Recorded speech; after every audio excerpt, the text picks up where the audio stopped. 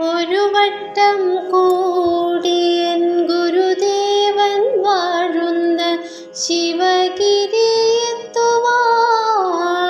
മോഹം.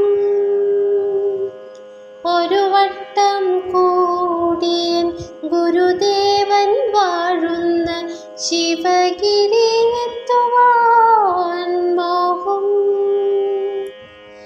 തിരുമുറ്റത്തൊരു കോണിൽ നിൽക്കുന്നോരാ പ്ലാവിൻ തണലത്തിരിക്കുവാൻ മോഹം.